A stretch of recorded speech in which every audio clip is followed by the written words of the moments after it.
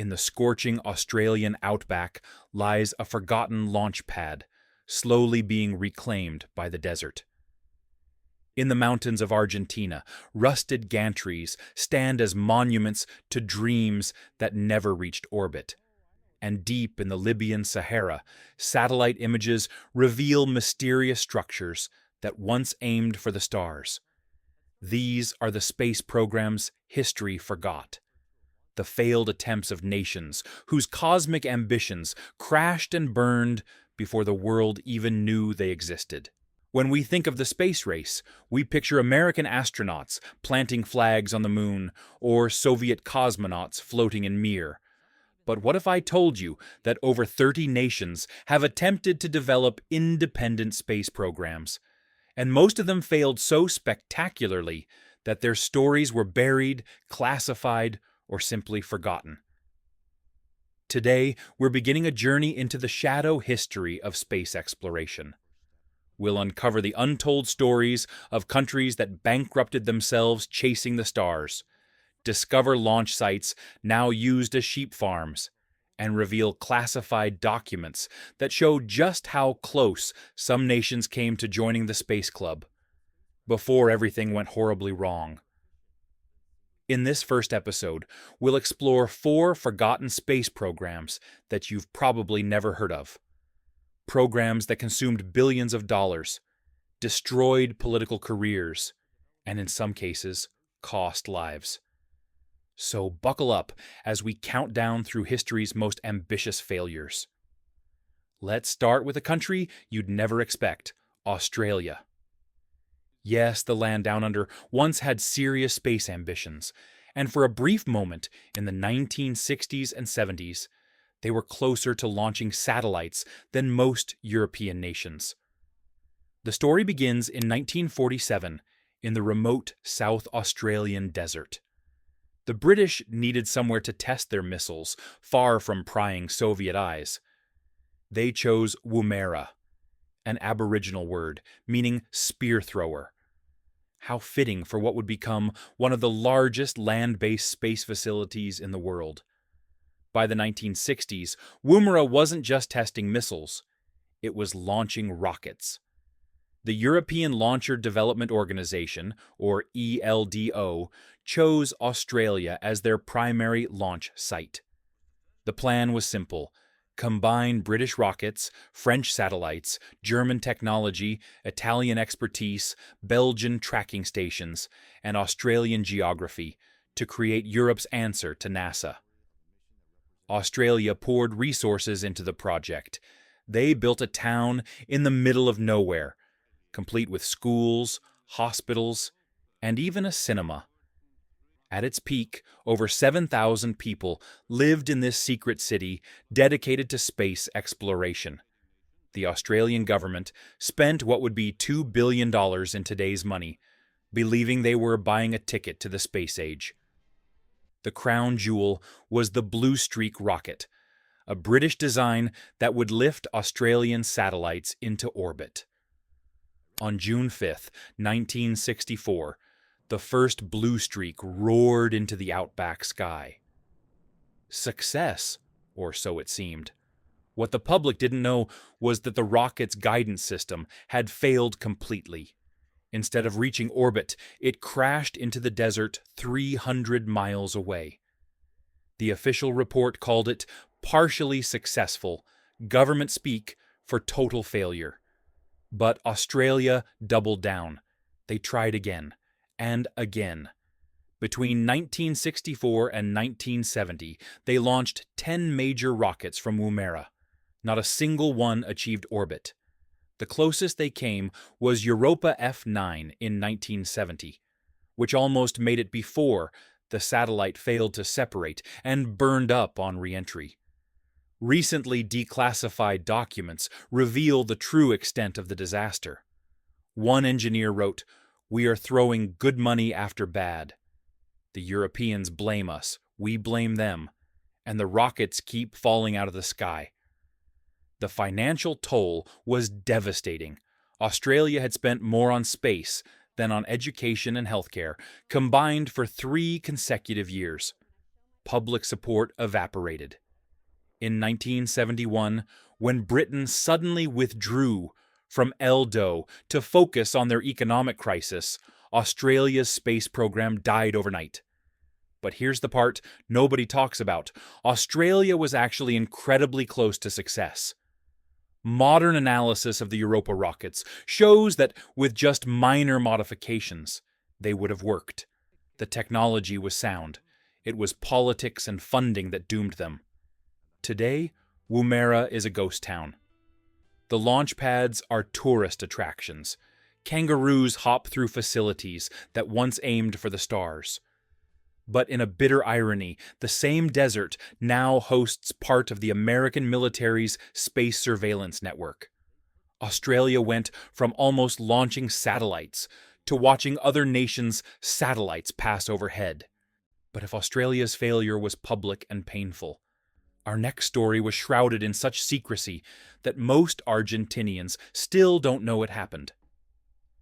This is the tale of Project Condor, South America's classified attempt to join the space race. Deep in the Cordoba Mountains, 1970, military trucks arrive at night, carrying covered cargo. Local farmers are paid generous sums to leave their land and ask no questions. Within months, a massive complex emerges. Officially, it's a metallurgical research facility. In reality, it's South America's most ambitious space center. The mastermind was Dr. Juan Ignacio San Martin, a brilliant aerospace engineer who had studied in America but returned home with a dream: make Argentina the first Latin American space power. He convinced the military government that controlling space meant controlling the future. The Condor rocket was revolutionary for its time. While other nations copied American or Soviet designs, Argentina developed unique solid fuel technology that was cheaper and more reliable. By 1973, Condor 1 was ready. The 8-meter rocket stood on a launch pad built into the mountainside, aimed at the stars. The first launch was scheduled for May 25, 1973, Argentina's Independence Day. President Alejandro Lanús himself would press the button. But 48 hours before launch, something went catastrophically wrong. A technician named Carlos Mendez later testified that he noticed unusual pressure readings in the fuel system. He reported it, but his supervisors, eager to meet the deadline, ignored the warning. On May 23rd, during a final systems check, Condor 1 exploded. The blast was heard 50 kilometers away. 7 engineers died instantly. The explosion was so powerful, it created a crater 20 meters wide. But here's where the story gets dark. The military government covered it up completely. The families were told their loved ones died in a vehicle accident. The local newspapers reported a minor industrial incident. But the project continued in even deeper secrecy.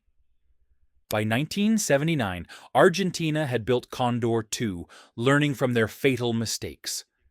This time, they succeeded, sort of. The rocket reached 80 kilometers altitude, technically touching space. Argentina had done it.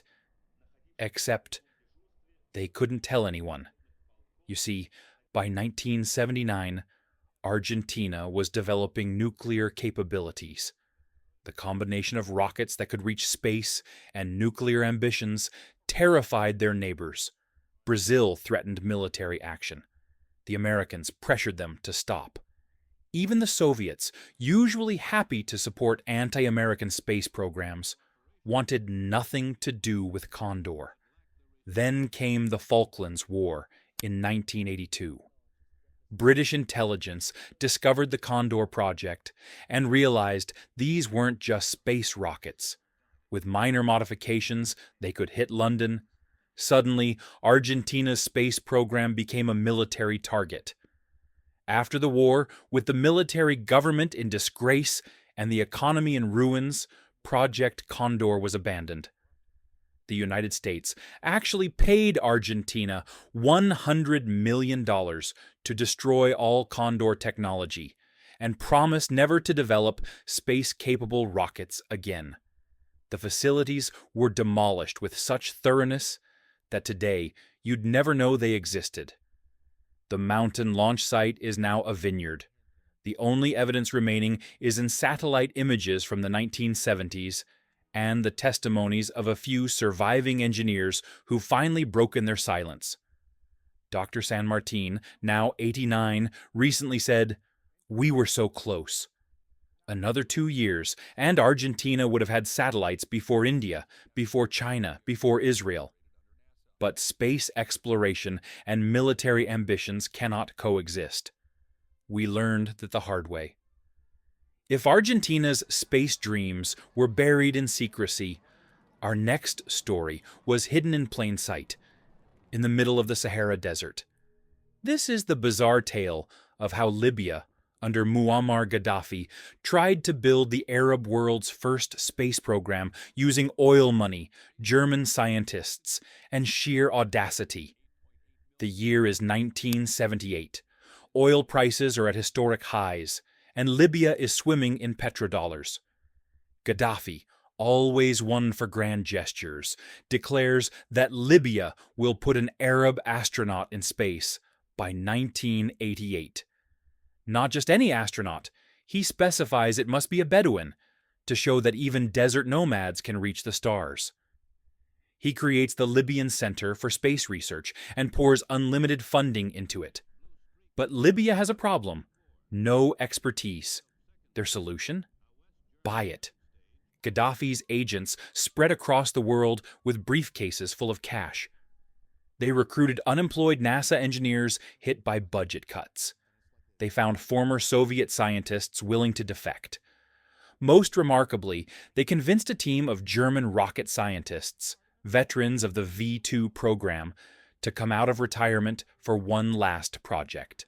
The chief designer was Dr. Wolfgang Steinberg, who had worked on the Apollo program before philosophical differences led to his departure.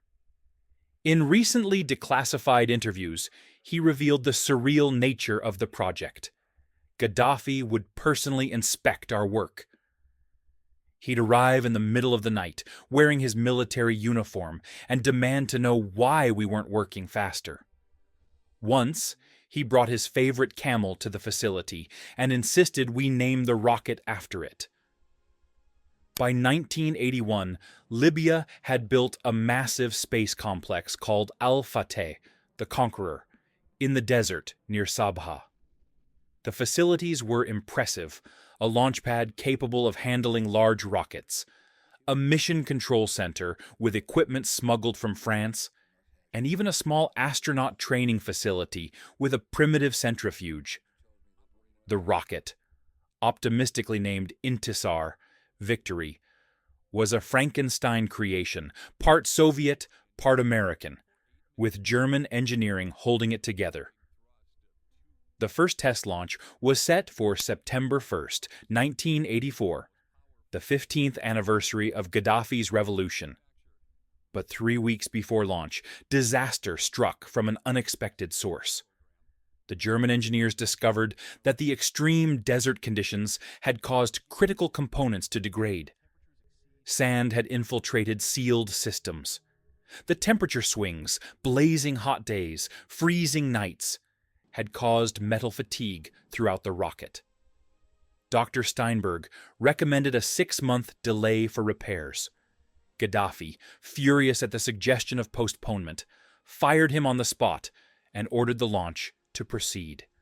On September 1st, 1984, in front of invited dignitaries from across the Arab world, Intisar lifted off. For exactly 73 seconds, Libya was a space power. Then the main engine exploded. The rocket disintegrated midair, raining debris across the desert. The official Libyan news claimed it was a successful test of the self-destruct system. But Gaddafi didn't give up. He tried again in 1987 with Intisar 2. This time, they didn't even make it to launch. During fueling, a leak caused a massive explosion that destroyed the launch pad and killed 19 technicians. The blast was so large it was detected by American spy satellites, who initially thought Libya had tested a nuclear weapon. The final blow came in 1988, when French intelligence revealed that Libya's space program was actually developing long-range ballistic missiles. International sanctions followed. The German scientists fled overnight. The project collapsed. Today, Al-Fateh is a ruin being swallowed by the Sahara. Satellite images show sand dunes covering the launch pad. The mission control building has partially collapsed. Local Bedouins use the abandoned astronaut dormitories as shelter for their goats. In 2019, a BBC crew managed to visit the site. They found technical manuals in German, Arabic, and Russian scattered in the sand. On a wall in the control room, someone had written in Arabic, "We aimed for the stars but hit ourselves." Our final story today is perhaps the most tragic. It's a tale of brilliant engineers, impossible dreams, and a disaster that killed Brazil's space ambitions, along with some of its best minds. Brazil had every advantage: a perfect launch location near the equator, a strong aerospace industry, and the political will to succeed. In 1985, they began developing the VLS, the Veículo Lançador de Satélites, a rocket that would make Brazil the first Latin American nation in space. For years, progress was steady. By 2003, after 2 failed attempts that were learning experiences, Brazil was ready. The VLS-3 stood on the pad at Alcântara, days away from a historic launch. Then, catastrophe. During routine preparations, the rocket spontaneously ignited. 21 of Brazil's best aerospace engineers and technicians were killed instantly. The disaster didn't just destroy a rocket. It destroyed Brazil's confidence and political support for space exploration. Today, the Alcântara base still exists, but it launches other nations' rockets, not Brazilian ones. The dream of an independent Brazilian space program died on that August day in 2003. These are just 4 of the forgotten space programs we'll explore in this series. In future episodes, we'll uncover how North Korea's space ambitions led to international incidents, why South Africa's apartheid government built and then destroyed their space capability, and the incredible story of Iraq's secret space gun. Each failure teaches us something profound. Reaching space isn't just about technology or money. It's about timing, politics, and sometimes pure luck. For every nation that made it to orbit, 5 more saw their dreams crash and burn. What fascinates me most is how close some of these programs came to success. In alternate timelines, we might be talking about Australian moon bases or Argentinian space stations. These aren't just stories of failure. They're reminders of how difficult and dangerous the journey to space really is. If you enjoyed this deep dive into space history's forgotten chapters, make sure to subscribe and hit the notification bell. Share your thoughts in the comments,